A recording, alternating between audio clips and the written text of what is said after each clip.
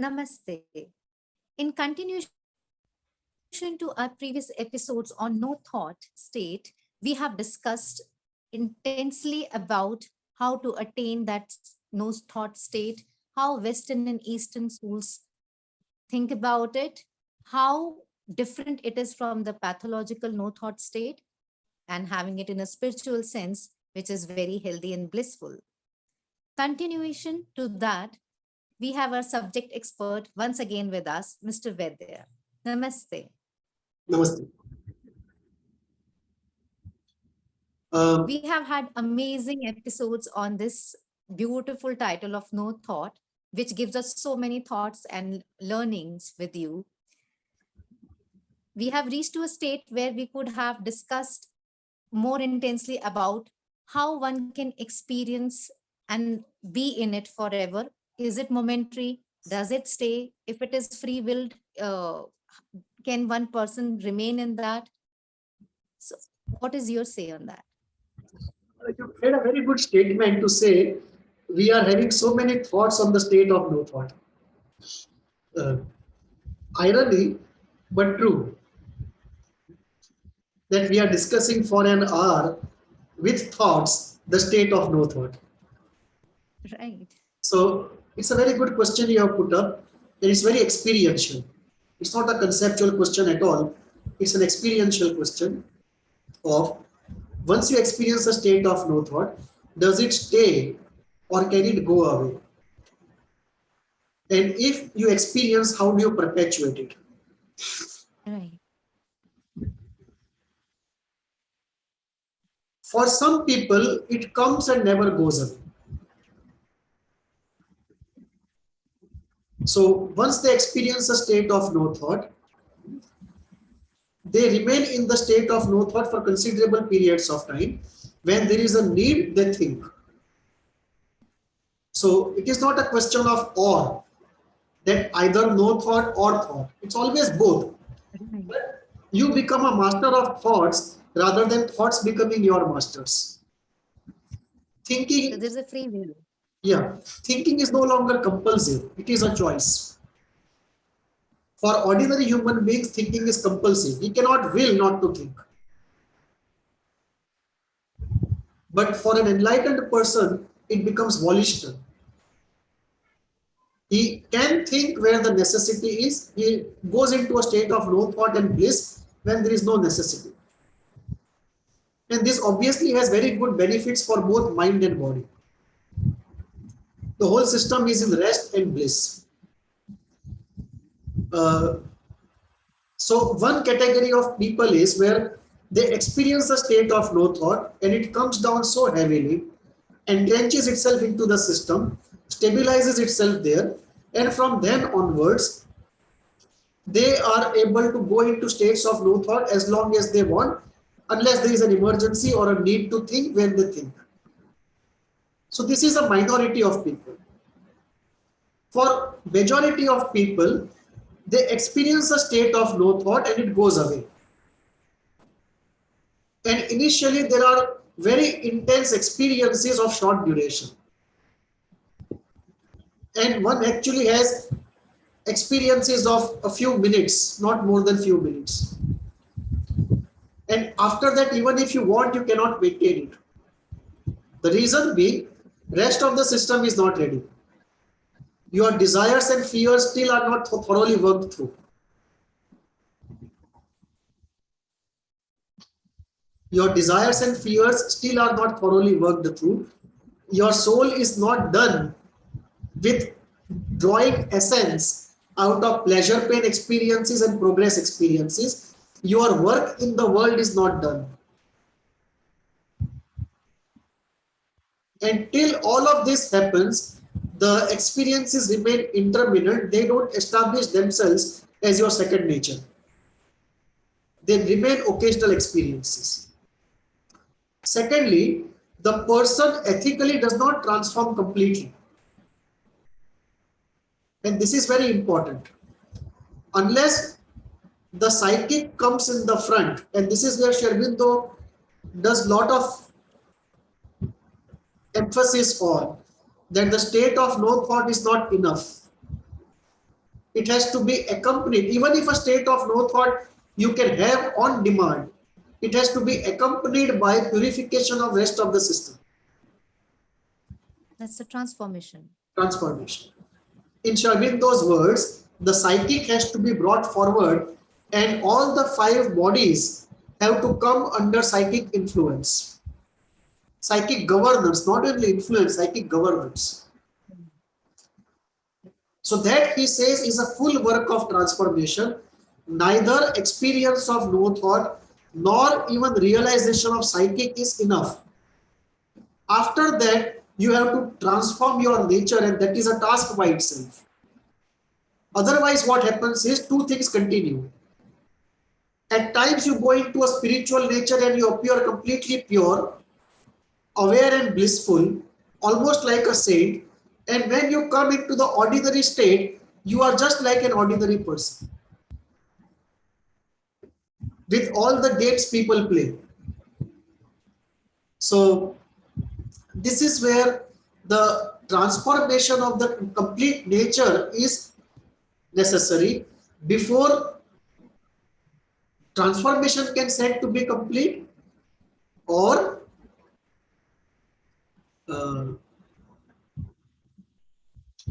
the state of no thought can become enduring. So the most common thing is that you experience it initially very intensely, then occasionally, and then you have to work to make it permanent and remove.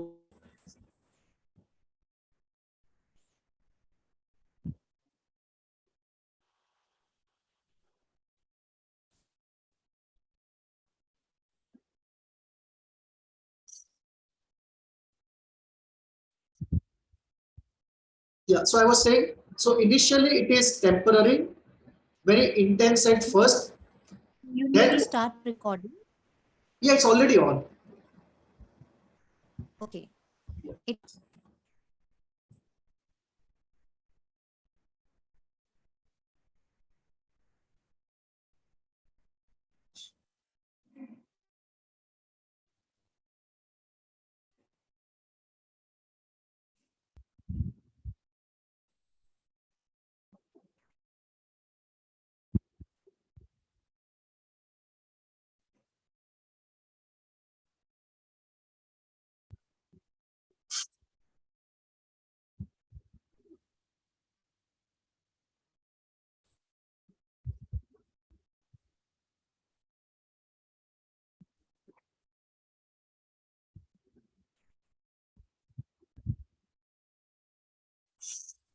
So, so I was saying, the way it happens is initially it happens very intensely, first time, and you don't even know what it is, because you only feel blankness. I mean, you only feel a state of no thought. You feel heightened awareness. You start feeling the tips of the fingers. You start feeling bliss, and you just feel it good. And then somebody tells you by giving you a language that this is called the state of no thought. Very few people are able to name it and describe it and analyze it by themselves. Usually somebody tells you or you read somewhere in books. true. So initially you have micro episodes of, not episodes, micro experiences of state of no thought, and then you have to make it more occasional and then work on yourself, and often it takes years. That even for years you are not able to establish it. Like for in my case, I experienced it first time when I was in the college. It has been 24 years now, but I have not been able to make it permanent, because the rest of the system is either not cleaned enough, or I still have some uh, progress work to do, or pleasure pain experiences to go through. So that is the way it happens. But in few cases, it can come once and never go. Usually it is occasional, right? And often, uh, if you don't practice it, It may even become difficult to re-enter the state of no thought because the system has just lost it. So this is how the state of no thought is. At first, almost accidental, pleasant but accidental, then occasional, and then you have to work through it, and based upon your soul journey and the journey of universe, you will enter into it in an enduring way at some point in time according to your own program of life and your self-development efforts. Right. It's almost like the psychic development also goes like this. Initially, the psychic also, you have very intense experiences first, right? Mm. And then you almost forget it, or you may have occasional experiences, but to have it experience of it 24/7, or at least substantial part of 24/7, that's a very rare state to attain. That would be a state of a spiritual master, where a substantial part of 24 hours is a state of no thought, or is a state of psychic governing everything, or one is into that universal oneness most of the time. You can look at Ramana Maharshi, you can look at Sri Aurobindo and the mother, you can look at Osho, who were in this kind of states most of their time. Osho used to be in a state of no thought, not in other states. He never realized the psychic, or at least if he did, never mentioned it, he could not conceptualize it. So the psychic experience was not there in Osho. The spiritual oneness above the head with existence was not there. He did experience very deeply a state of no thought.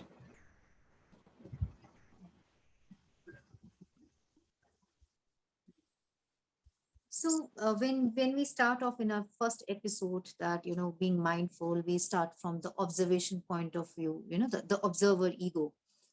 So is the state of no thought the initial state of self-development, or it is the ultimate goal of self-development? Or are there any other further states or parallel things happening around? In some schools, this is the last goal, is the goal called enlightenment. Osho Rajneesh school, this is the last step. You just stabilize a state of, first experience a state of no thought, make it occasional, make it a substantial part of your life. Let's say 60% of 24 hours, waking hours, I mean. So this becomes a goal in that system. In many of the Buddhist systems, this becomes the goal. The difference being they get into a state of no thought with a flavor of all negating absolute. In the Jain school also, this becomes a state of no thought when you can take it to the stage of pure awareness. But in Sri Aurobindo's system and many of the Tantra systems and many of the yogic systems,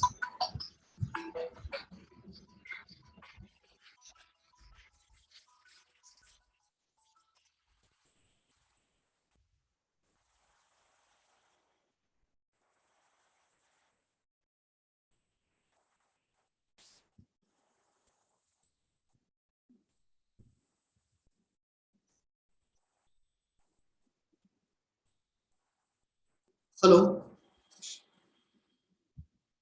hello. Hello? You screen, you freezed for a while. Yeah, some call came up. I was connecting internet from this phone. Okay. Okay. So, So we continue with the discussion. so I was saying in Sri Aurobindo's system, some Tantra systems and the classical Vedic system, the state of no thought is the beginning, not the end.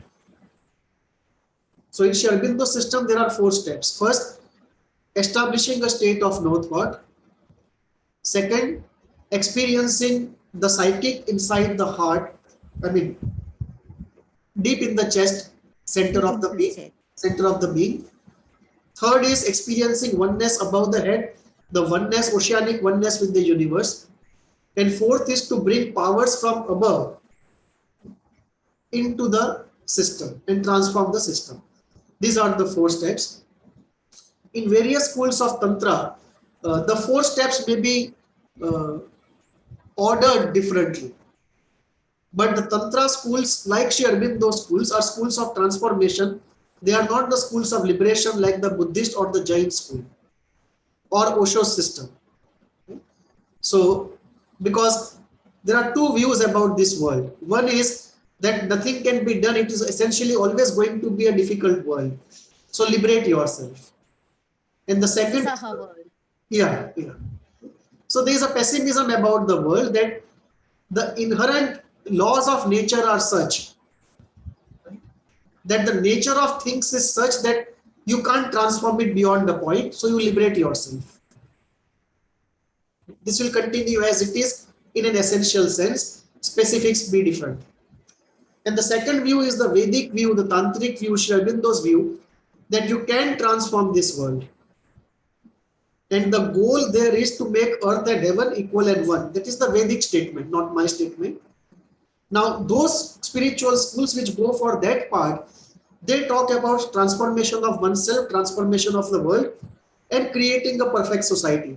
Now, that is very near to the Western ideologies of from Plato to Marx.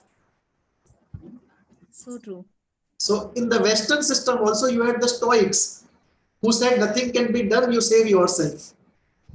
And then those who are in the transformation aspect, Plato to Marx, right? That the point is to change the world. So in the spiritual school also we have the same division. Those who are in the schools of liberation, in the school of transformation. Those who are in the school of transformation, for them, state of no thought can only be the beginning, not the end. And in Tantra schools, therefore, they talk of both Jnana and Vijnana, essential knowledge and comprehensive knowledge. And comprehensive knowledge is very essential for transformation. So they do encounter all the four, but not in that classical way. The order may be upside down, the names may be different, but they do talk about the same thing in different language, in different order. But all schools of transformation do talk about it. And one thing is common, the state of no thought is common to the schools of transformation and the schools of liberation.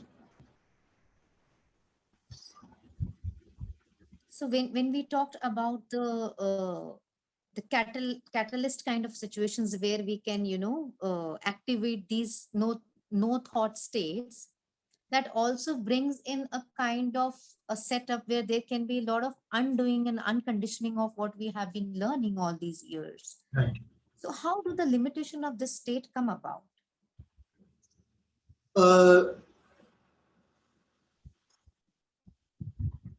When we appreciate the state so much, it is also just that we look at the limitations of the state so that we don't worship false gods and we don't get carried away by our innate desire for omnipotence or search for something omnipotent. So first, this state is not an omnipotent state. It does not make you omnipotent.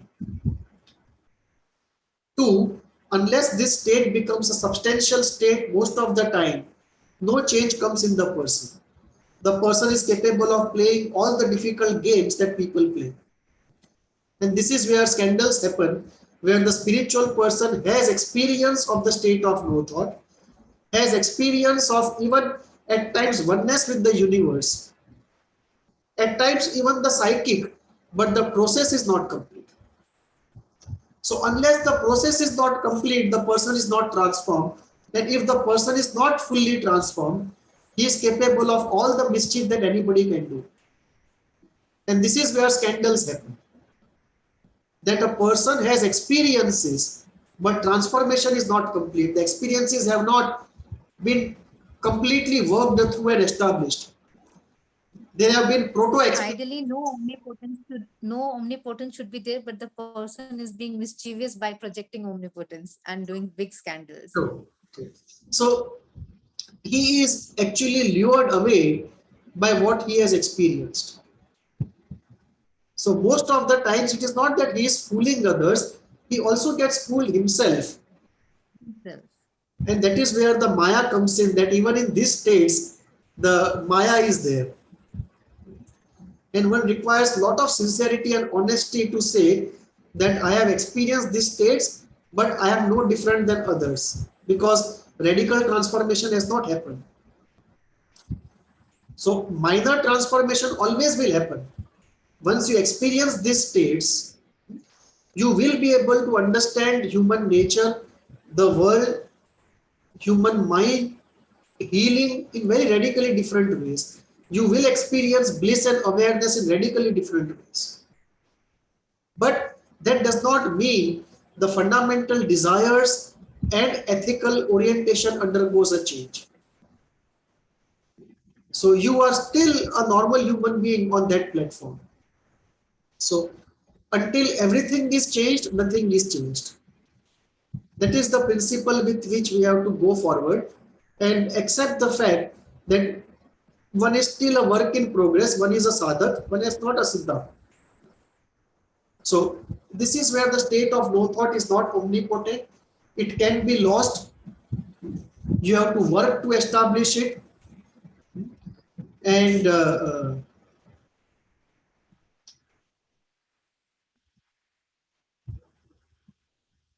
program of life cannot be jumped over. The karmic True. compulsions cannot be jumped over. So unless the karmic compulsions are done with, unless the program of life is satisfied, unless you do really good work and really work on self-transformation, you cannot stabilize on demand the state of no thought as a substantial and perpetual part, perpetual meaning substantial part of your existence. Existence. So when we're talking about different ways of looking at it, how can this concept synthesize with psychoanalysis? Though we touched, but there is this more curiosity to know as the subject expert is here with us. It will radically change psychoanalysis. If you look at all the four areas of psychoanalysis, the model of the mind, pathogenesis, testing, and healing, all the four areas will be radically changed and enriched. The model of the mind will undergo a fundamental transformation. Principles like you cannot have a state of no thought, you cannot have a state of no feeling, will undergo a change. And this is what Osho used to say, why treat disorders, why not treat the whole mind at once?